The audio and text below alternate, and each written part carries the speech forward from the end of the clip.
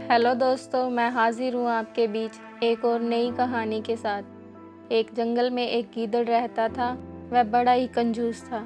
वह कंजूसी अपने शिकार को खाने में किया करता था। जितने शिकार से दूसरा गीदड़ 2 दिन में काम चलाता था, वह उतने ही शिकार को 7 दिन तक खींचता। जैसे उसने एक खरगोश का शिकार किया। पहले दिन वह उसका एक कान खाता था, बाकी बचा कर रखता था। दूसरे दिन दूसरा कान खाता। ठीक वैसे जैसे कंजूस व्यक्ति पैसा घिस घिस कर खर्च करता है, गीदड़ अपने पेट की कंजूसी करता।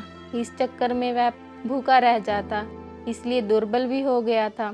एक बार उसे एक मरा हुआ 12 सींगा हिरण मिला। वह उसे खींचकर अपनी माद में ले गया। उसने पहले हिरण के सींग खाने का फैसला किया ताकि वह मांस को बचा कर रख सके। कई दिन वह बस सींग ही चबाता रहा। इस बीच हिरण का मांस सड़ गया और वह केवल गीदों के खाने के लायक रह गया। इस प्रकार मक्खी चूस गीदड़ हंसी का पात्र बनता। जब वह बाहर निकलता तो दूसरे जीव उसका मरियल सा शरीर देखते और कहते, वह देखो मक्खी चूस जा रहा है। पर वह परवाह नहीं करता।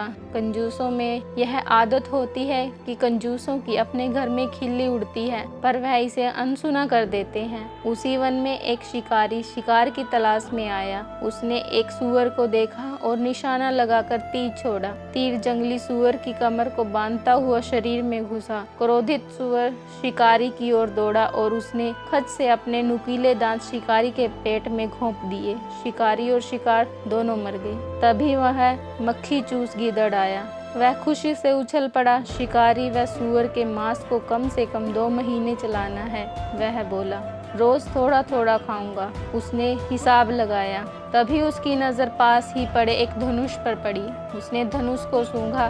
धनुष की डोर के कोनों पर चमड़ी की पट्टी से लकड़ी बंधी थी। उसने सोचा, आज तो इस चमड़ी की पट्टी को खाकर ही काम चलाऊंगा। मांस खर्च नहीं करूंगा, पूरा बचा लूंगा। ऐसा सोचकर वह धनुष का कोना मुंह में डाल पट्टी काटने लगा। जो ही पट्टी कटी, डोर छूटी और धनुष की लकड़ी पट से सीधी हो गई। धनुष का कोना चटाक से गीदड़ के तालू में लगा और चीरता हुआ उसकी नाक तोड़कर बाहर निकला। मक्खी चूस गीदड़ वहीं मर गया।